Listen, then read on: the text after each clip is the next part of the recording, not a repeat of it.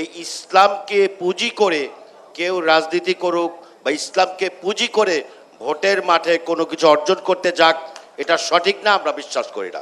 রাষ্ট্র চালাতে গেলেও কিন্তু অভিজ্ঞতার প্রয়োজন আছে। অভিজ্ঞতা নাই এরকম কাউকে রাষ্ট্র ক্ষমতায় বসিয়ে এদেশে মানুষ নতুন রাষ্ট্র, নতুন বাংলাদেশ গঠন করবে, এই অলীক প্রচারণা মানুষ বিশ্বাস করে না। কোন কোন জায়গায় দেখি হারাম লোকজন তাদেরকে দুধ দিয়ে গোসল করা, তারপরে তাদেরকে আপনি জায়েজ করতেছেন। সবকিছু মিলিয়ে আপনাদের 31 দফার কথা ছিল, কৃষকের কার্ড আসছিল, ফ্যামিলি কার্ডের কথা বলছিলেন, বিভিন্ন ইস্তেহারের কথা বলছিলেন, জনগণের দোরগোড়ায় পৌঁছানোর কথা বলছিলেন। সবকিছু মিলিয়ে কি মনে হচ্ছে আপনাদের প্রতিদ্বন্দ্বী যারা আছে তাদের বিপরীতে কি আপনাদের অবস্থান কতটুকু নিশ্চিত হবে? যে আমি তো বলেছি যে বিএনপির সঙ্গে এই অঞ্চলের মানুষের একটা আত্মার সম্পর্ক আছে।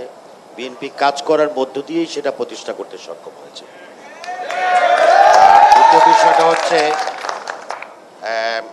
আমি কিন্তু যখন জান্নাতের টিকিটের কথা বলেছিলাম, আমি কিন্তু কোনো দলের নাম বলিনি। আমাকে দর্শকদের মধ্য থেকে একজন বলছিল যে ফ্যামিলি কার্ডকে আসলে দেওয়া হবে নাকি ভোটের জন্য এই আওয়াজ তোলা হচ্ছে। আমরা তো বলি নাই যে আপনি এইভাবে এই প্রতীকে ভোট দিলে নবী খুশি হবেন, এই প্রতীকে ভোট দিলে আল্লাহর কাছে যাবে, এগুলো কিন্তু আমরা বলি না। আমরা কারোর নাম বলিনি। আমরা মনে করি যে যেটা শফিকুল ইসলাম মাসুদ সাহেব বলেছেন, যে নামাজ যদি আমরা না পড়ি, রোজা যদি না রাখি, হজ যদি না করি, যাকাত যদি না দিই, তাহলে এরকম প্রতীক বেটে খাইলেও কেউ জান্নাতে যেতে পারবে না। তৃতীয়ত, যে নতুন বাংলাদেশের কথা বলা হচ্ছে, ইসলামের বাক্স শোনার পরে মানুষের মধ্যে কিন্তু একটা আগ্রহ তৈরি হয়েছিল যে না, ইসলামী দলগুলো একত্রিত হয়েছে, অন্তত ইসলামের বাক্সের নামে কিছু ভোট মানুষ দেবে। কিন্তু সেই ইসলামের বাক্স কিন্তু আপনারা ঠিক রাখতে পারেননি, কারণ স্বার্থের দ্বন্দ্ব। যেখানে বলা হচ্ছে যে শরিয়া আইন, এই জাতীয় বিষয়গুলো, এর আগে কিন্তু নন্দীকে নমিনেশন ঘোষণা করা হয়েছে, এবং নন্দী সাহেব আজকে একটা দেখলাম উনি বলছেন যে আল্লাহ ওনাকে পাঠাইছেন। তো এই যে পরিস্থিতিগুলো, এই জন্য ইসলাম, এই দেশের মানুষের 90-95% মানুষের প্রাণের ধর্ম হচ্ছে ইসলাম। এই ইসলামকে পুঁজি করে কেউ রাজনীতি করুক বা ইসলামকে পুঁজি করে ভোটের মাঠে কোনো কিছু অর্জন করতে যাক, এটা সঠিক না, আমরা বিশ্বাস করি না। বিদেশ থেকে দেশে রেমিটেন্সের টাকা আসে নিরাপদে, তাই আজই আপনার আপনজনকে বলে রাখুন, রেমিটেন্সের টাকা যেন শুধু নগদেই পাঠায়। দ্বিতীয়ত প্রশ্ন হচ্ছে যে আপনি ইসলামের বাক্স ঠিক রাখতে পারেন নাই, এখন মানুষের কাছে গেছেন, মানুষ আপনাদেরকে কি করবে সেটা ভিন্ন জিনিস। আমরা এই বিষয়ে কোনো প্রশ্ন তুলতে চাই না, কিন্তু এই ভাগটা কখন হয়েছে আপনারা দেখেছেন তো, যখন তাদের আসন সমঝোতা সম্পন্ন হয়নি।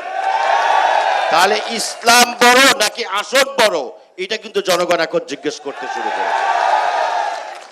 আর সর্বশেষ বক্তব্য হচ্ছে, এই বরিশাল অঞ্চলের মানুষ ধানের শীষে ভোট দিয়ে অভ্যস্ত মানুষ কিন্তু। আর যারা বলছেন এটা করবেন, ওটা করবেন, ওটা করবেন, আপনি যদি একটা রিক্সাও চালাতে চান, সেই রিক্সা যদি আপনি না চালাতে পারেন, রিক্সায় বসার সাথে সাথে কিন্তু অ্যাক্সিডেন্ট করার সম্ভাবনা আছে। অতএব রাষ্ট্র চালাতে গেলেও কিন্তু অভিজ্ঞতার প্রয়োজন আছে। অভিজ্ঞতা নাই এরকম কাউকে রাষ্ট্র ক্ষমতায় বসিয়ে এদেশে মানুষ নতুন রাষ্ট্র, নতুন বাংলাদেশ গঠন করবে, এই অলীক প্রচারণা মানুষ বিশ্বাস করে না। সর্বশেষ আমি যে বিষয়টি বলতে চাই, মিথ্যাচার, অপপ্রচার এমন একটি পর্যায়ে গিয়ে চলে এসেছে, এটা আমাদেরকে ফ্যাসিবাদ বিরোধী শক্তি আমরা যারা দাবি করি তাদেরকে ক্ষতিগ্রস্ত করছে। কালকে দেখলাম ক্যাপের মধ্যে ব্যান্ডেজ বেড়ে তারপরে কিন্তু আপনার বলা হচ্ছে আমাদের উপরে আক্রমণ করা হয়েছে। এই যে মিথ্যাচার এবং অপপ্রচার, এই মিথ্যাচার অপপ্রচারটাকে কোনো জায়গায় দেখি হারাম লোকজন তাদেরকে দুধ দিয়ে গোসল করা, তারপরে তাদেরকে আপনি জায়েজ করতেছেন। আমার কাছে যখন আসবে তিনি হচ্ছেন সঙ্গী, আরেকজনের কাছে গেলে তখন হবে মানে জঙ্গি বা এই জাতীয় কিছু একটা। আমি সর্বশেষ অনুরোধ করতে চাই, যে কোনো মূল্যে ফ্যাসিবাদ বিরোধী শক্তির ঐক্য ঠিক রাখতে হবে। নির্বাচনের ময়দানে প্রতিযোগিতা থাকবে, কিন্তু প্রতিহিংসা, প্রতিশোধের নিশ্চয়ই সেটি